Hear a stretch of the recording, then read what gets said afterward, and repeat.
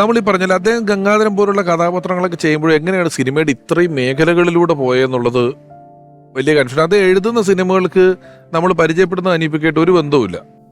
ഈ പറഞ്ഞ ഞാൻ പറഞ്ഞില്ലേ മെലോ ഡ്രാമകളുണ്ടല്ലോ, അതായത് നമ്മൾ എന്നാ പറയണ്ടേ, ചീഫ് ജസ്റ്റിസ് ആയിരിക്കും പ്രസാദ് സാറിൻ്റെ.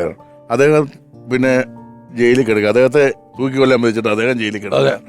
ആരാച്ചാര് മൗസാറാണെങ്കിൽ സ്വന്തം മകനെ തൂക്കിക്കൊല്ലേണ്ടി വരിക.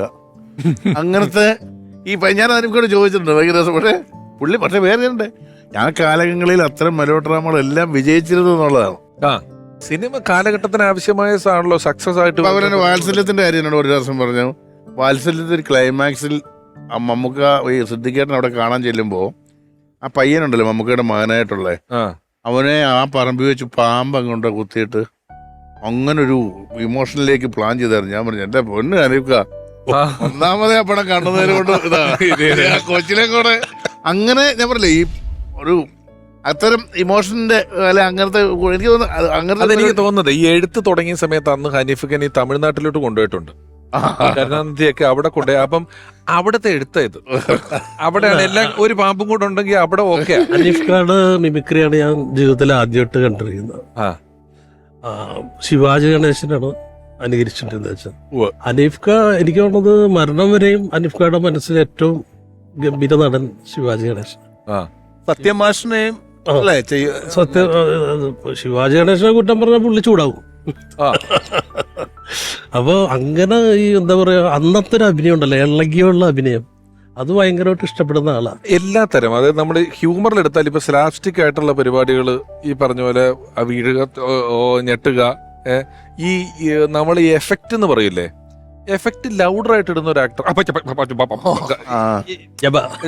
ഇങ്ങനത്തെ ഈ ഞെട്ടിക്കഴിയുമ്പോൾ ഉള്ള എഫക്റ്റുകൾ വളരെ ലൗഡർ ആയിട്ട് ഇടുന്ന പരിപാടികൾ ചെയ്യുന്നുണ്ട്.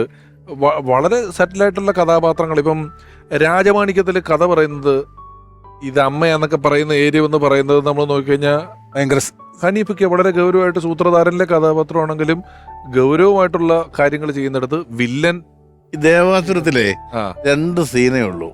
അതായത് ചേട്ടത്തെ മോഹിച്ച് വന്നിട്ട് അനിയത്തെ കെട്ടിക്കൊണ്ട് ലാലേട്ടൻ്റെ പക്ഷെ അങ്ങനല്ലാതെ വേറെ ആരും അത്രയും ആ 2 സീൻ കൊണ്ട് ഇത്രയും ഷൈൻ ചെയ്യുമെന്ന് എനിക്ക് തോന്നുന്നു. കറക്റ്റ് ഒരു പെണ്ണിനെ മോഹിച്ചു വന്ന ഒരുത്തൻ.